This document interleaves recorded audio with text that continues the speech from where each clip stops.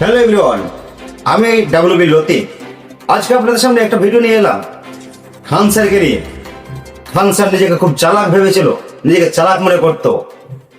আমি বলি খান স্যার একজন অশিক্ষিত মূর্খ গাবাট। কেন কথাটা বলছি আপনাদেরকে আমি বিস্তারিত জানাবো, ভিডিওটা আপনারা দেখুন। কেন বলছি, কি দরকার ছিল? খান স্যারকে তো অফার দিয়েছিল একটা কোম্পানি 107 করোড় টাকা। 107 করোড় টাকায় তাকে তার হয়ে পড়াতে হবে, তাকে তার হয়ে কোচিং করতে হবে।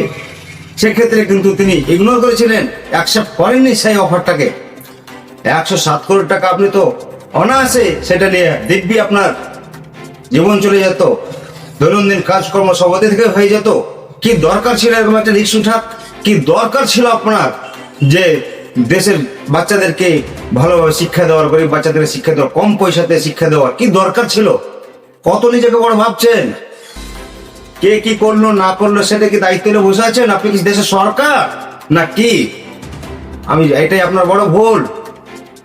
আমার একবার করে ইচ্ছা হতো যে আমিও দেশের জনগণের জন্য কিছু করি, কিন্তু ভাগ্যিস আমি রজনীকান্তের সেই সিনেমাটা দেখেছিলাম, শিবাজি দ্য বস। সেই সিনেমাটা দেখার পরে আমার কিন্তু ইচ্ছাই নাই যে জনগণের জন্য ভালো কিছু কাজ করি।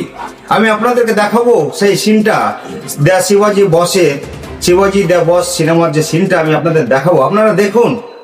क्या भाई मर्डर किया क्या? फाइनेंस कंपनी का कोई फ्रॉड किया क्या? नहीं सेक्स फिल्म बनाकर नेट पर चलाई क्या? नहीं तो फिर किया क्या है तुमने?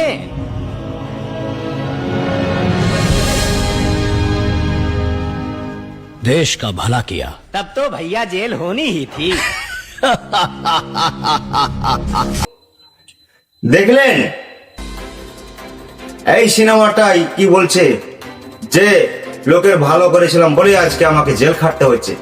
দর্শক কি বলবে? আপনাদের মূল্যবান মতামত আমার এই ডাব্লিউবি লতিফ ফেসবুকের কমেন্ট সেকশনে অবশ্যই জানাতে ভুলবেন না। আর ভিডিওটা যদি ভালো লাগে শেয়ার করবেন। ভালো থাকুন, সুস্থ থাকবেন, দেখা হচ্ছে নেক্সট ভিডিওতে।